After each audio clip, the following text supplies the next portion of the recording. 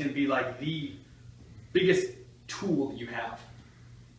Most comprehensive, can be applied in the most situations, and will earn you the most money. And so I'm going to orient you well to some aspects of how it works, all right? Okay, good. So first thing is just, why did they even develop it? So we're going to, a quick little history lesson. It used to be that you have a box, call this a PC, right?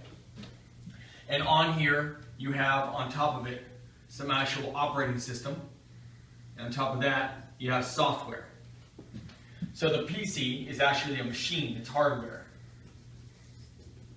Specifically, there's going to be a central processing unit in there and lots of other things, right? So,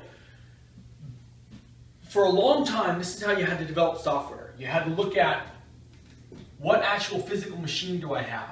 Was it made by HP? Was it made by IBM? What central processing unit do I have inside that machine? Was it made by Intel? Was it made by Advanced Micro Devices down in Texas? And then you say, what operating system do I have on top of it? Is it Windows? Which Windows? Is it Windows 98? Is it Windows 2000? Is it the dreaded Windows ME? And when you wrote a software program, you had to write it to be able to operate against that exact situation, that exact set of circumstances. Why? Because when you write if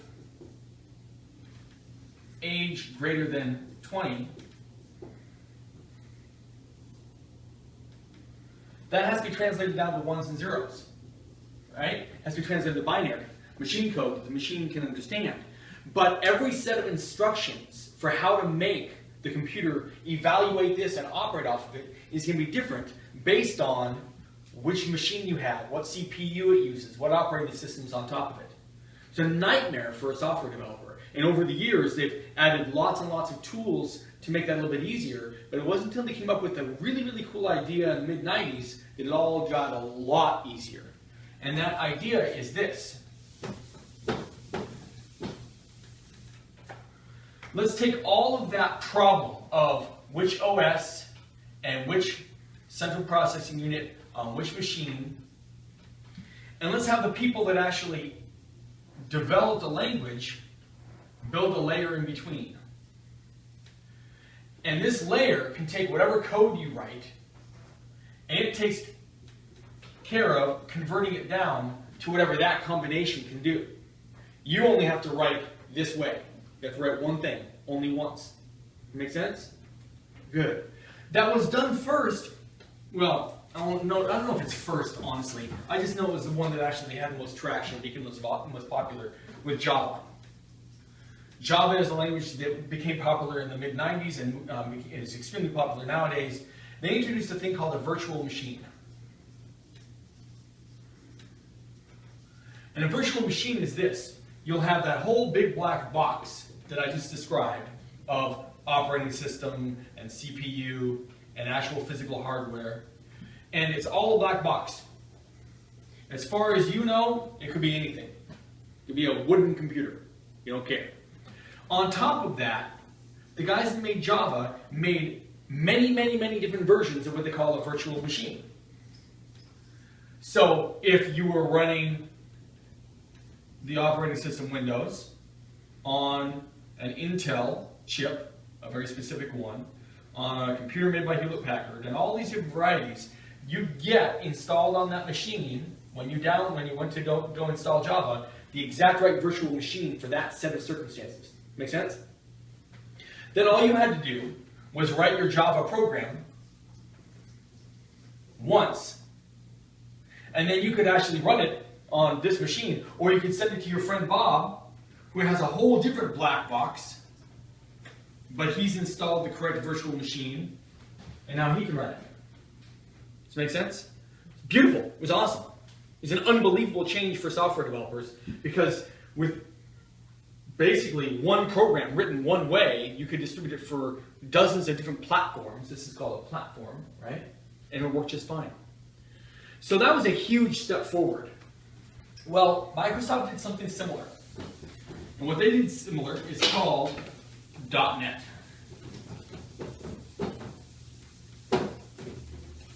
So let me show you how this works.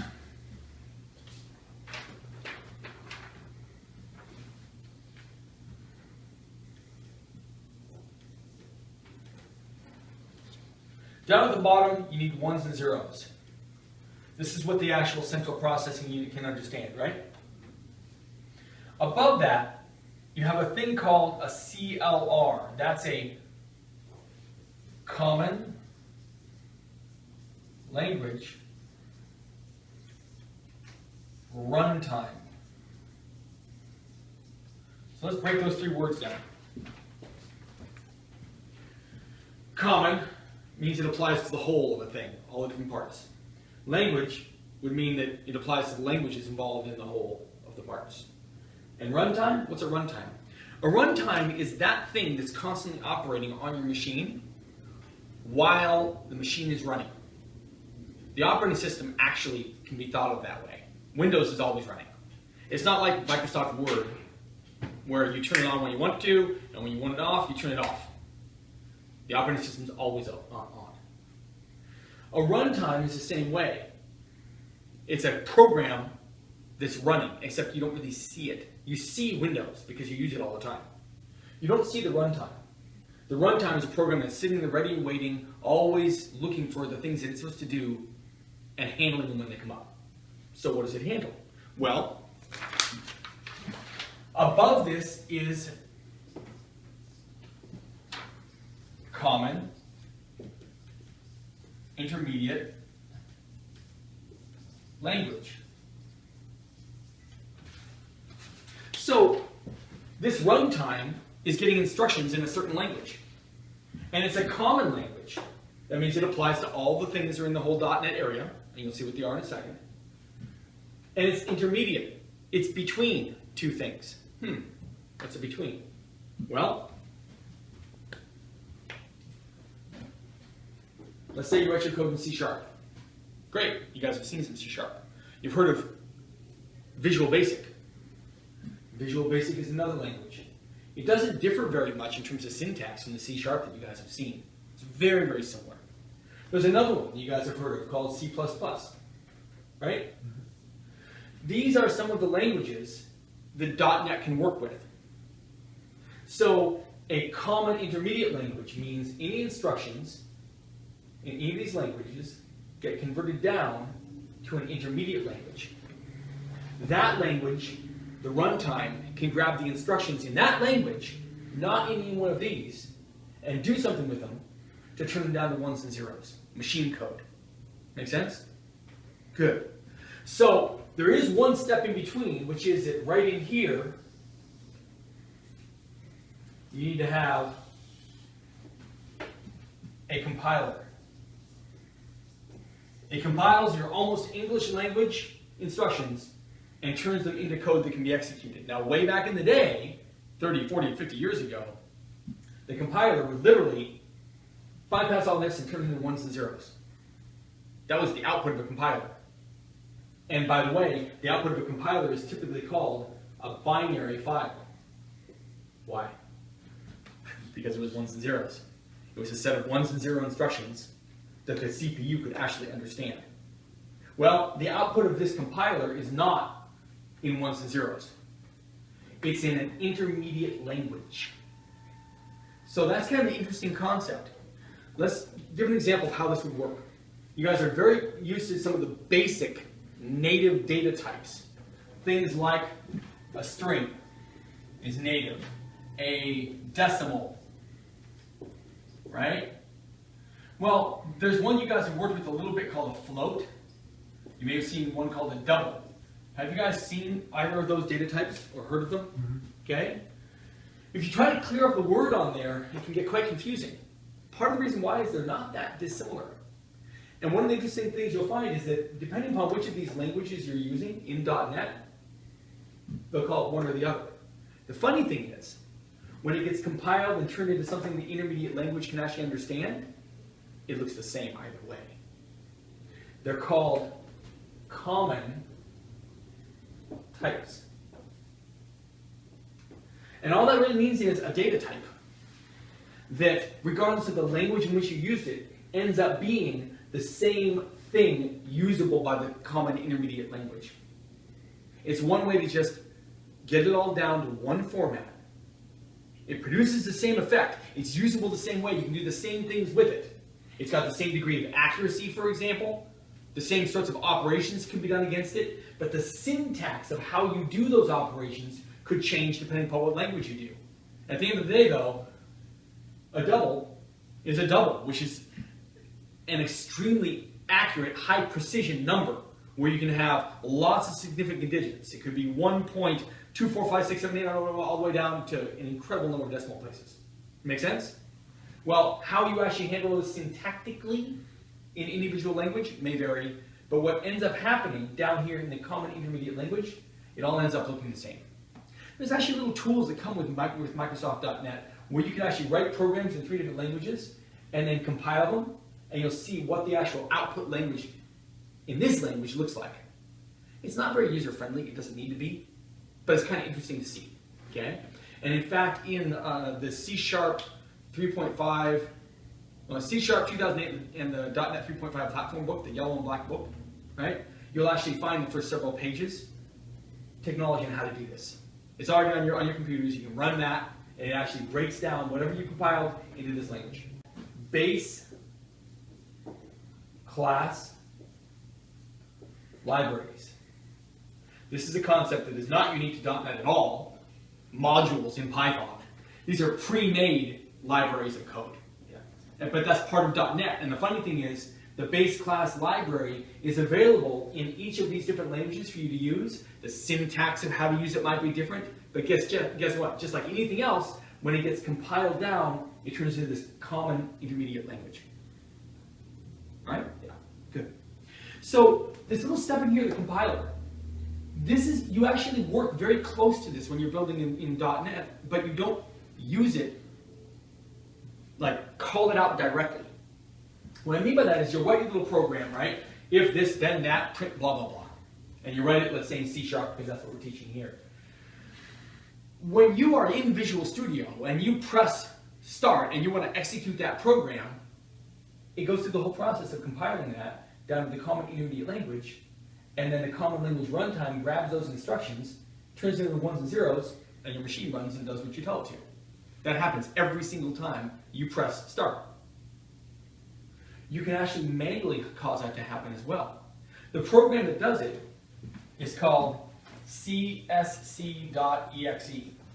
C# compiler.exe. It's on your computer right now because you've installed .NET on your computers. So you could actually go to that, the area in your computer where that is, using the command line, and you could write csc.exe, which means you're going to execute it, and then right after that, you give the name of your .cs file, your C# file, the stuff that looks like if this, then that, and it would compile it, turn it into this, and it would execute, and you'd be able to execute it. Make sense? Good. You don't normally see that. You don't normally do it. It's a fun little exercise, actually. You can literally take out Notepad and write a little program in C#, and then go here, run csc.exe. You basically, the next thing you list is the actual file you want converted down to the common intermediate language. You want to compile it, and it'll compile. And it'll produce a little teeny file right there. That's the name of your file, .exe. It's an executable, which means you can click on it and it'll run, which is what you want to have happen. When you're using Visual Studio, all of that happens behind the scenes for you, but it's nice to know what's occurring. Anybody wants to see that in action, we can sit down afterwards and I'll show you that. It's kind of neat. But here's the point is, all of this means that you can work in any language you want, whatever you're familiar with. You could have a program that combines something in 2 or 3 different languages in separate files. You have a Visual Basic little file and a little C# file, and then in the end of the day, it all gets compiled down to this same language, so it doesn't matter. You can work in what you're comfortable with. Or if you got a pre-made program from somebody, they're like, I don't want to rewrite this. It's in Visual Basic. I don't need to rewrite it. I can literally just include it in my project, and it'll work just fine. That's really, really valuable for code reuse, how quickly you can create large projects, that sort of thing. Does that concept make sense? Can you say that? Yes. Yeah, let's say you had a program called Acme Inventory, and it was written in Visual Basic by some other programmer. And you actually needed to make it not just inventory, but also keep track of sales. Well, the inventory part of it, that program is fully functioning. You want to write another program that uses a lot of the same stuff, but now keeps track of sales, not inventory. You could take this entire Visual Basic program, include it in your program, write the stuff you need to keep track of sales and provide sales functionality in C#. And it'd be fine. When you hit start and you compile it, it all compiles down to the same language. Kind of versatile. Did you follow that? Okay, good, cool. All right, so now, that's the environment in which you're writing, in this case, in our school, the C# code. You're writing it in an environment where you can write in lots of different languages. We happen to choose that one. It all gets converted down to a common language that can be interpreted by this thing called a runtime, a program that runs all the time and is waiting for these instructions, and it converts them into the ones and zeros for your specific machine architecture. That's the beauty of it.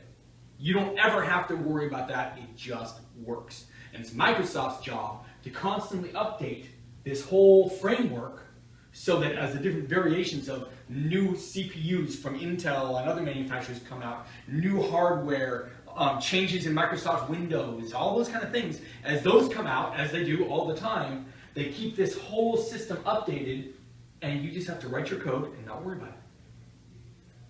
Now, it isn't perfect. This started out over about 12, 13 years ago. And along the way, as the whole .NET framework slowly upgraded and added more and more functionality, there are programs that were built 10 or 11 years ago that won't run in the new modern environment. They won't. They have certain breaking changes, is what they call it. But often all that means is you have to go through and change tiny bits of your code that are no longer supported. There's no analog down here for the kind of thing you want it to do. It just died. Sorry. But it happens so rarely. The benefits far outweigh the fact that something you built 11 years ago got broken. It's 11 years ago, you know? So there's that. C# as a language. Well, the first thing is that because it's a language that you can write a program with, it's going to have the basic things that you're used to. It's going to have your primitive data types.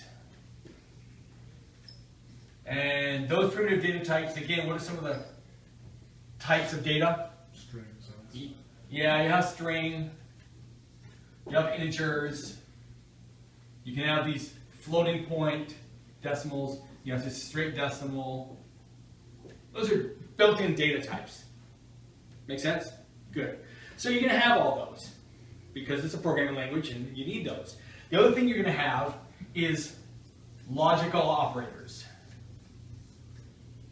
And this is equal to, greater than, less than, not equal to. Have you seen that? That means not equal. Good. All right. So those are logical operators. You're going to have those, of course, right?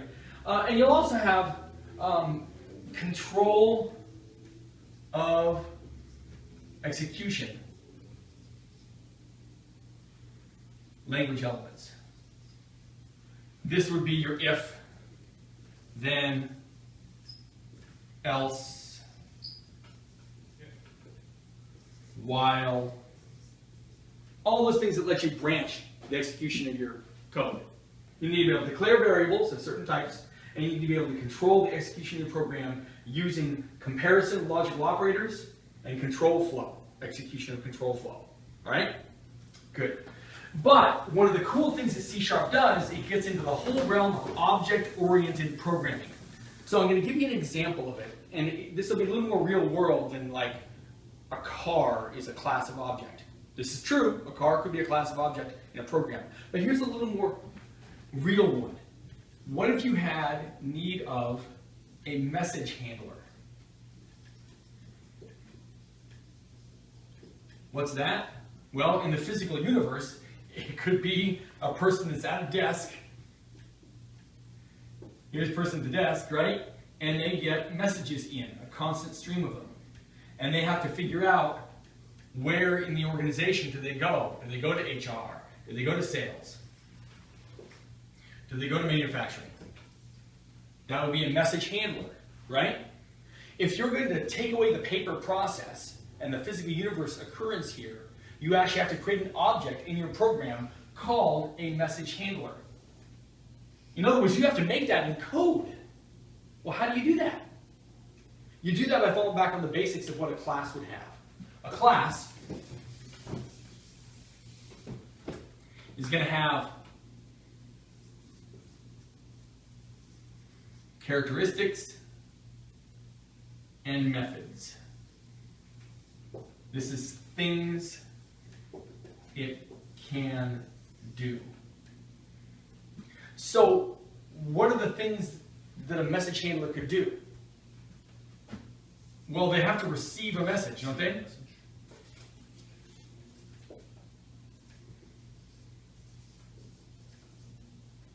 And they have to determine a destination for where the message goes.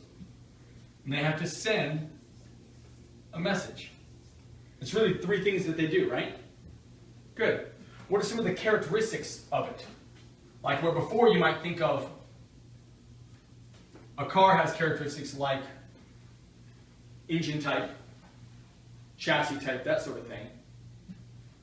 Characteristics of a message handler. Well, let's say one of them is capacity. In other words, how many messages at once can you keep track of? You might want to limit that, right? It would have active. Maybe it's not turned on. Maybe the person isn't at the desk. Maybe there's no messenger there, right? Or message handler there. So those would be characteristics. So you call those properties.